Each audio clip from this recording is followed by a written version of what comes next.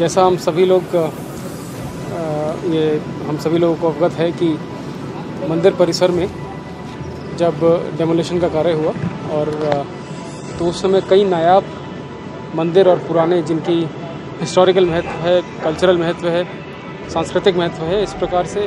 करीब 64 हमारे इस तरह के मंदिर परिसर निकले जो व्यक्तिगत लोगों के घरों में थे और उनका जो रख रखाव है वो उस प्रकार से नहीं हो पा रहा था जिस प्रकार की धरोहर के वो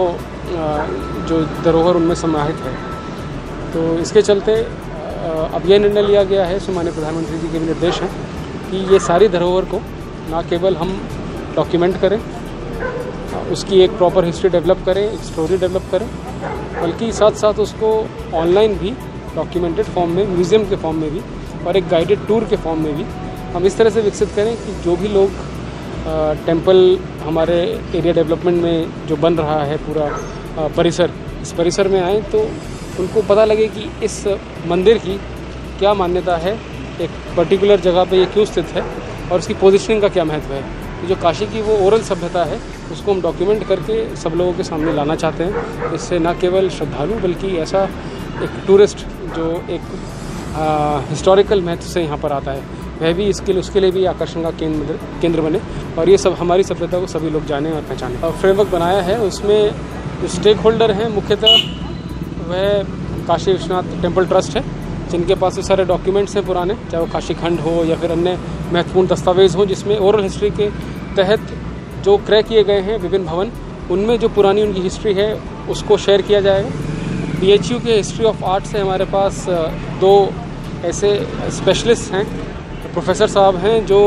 इसकी न केवल जानकारी रखते हैं बल्कि वो सारी रिसोर्सेज को एक्यूमुलेट करेंगे, एक जगह लेकर आएंगे, चाहे वो डॉक्यूमेंटेड फॉर्म में हो या फिर लोगों के पास जाके इंटरव्यू के माध्यम से, बातचीत के माध्यम से पता करेंगे कि यहाँ पर जो धरोहर थी,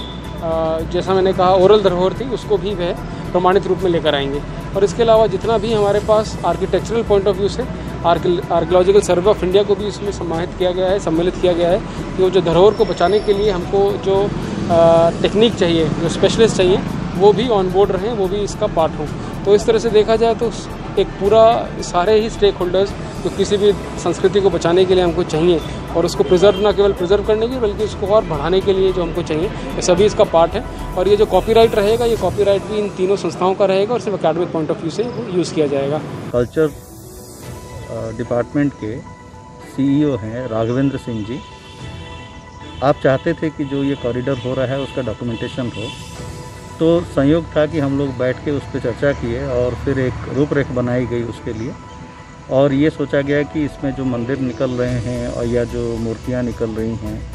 उन सारे मूर्तियों की शैली निर्धारित की जाए या उसके जो बैकग्राउंड है उसको ज़रा समझा जाए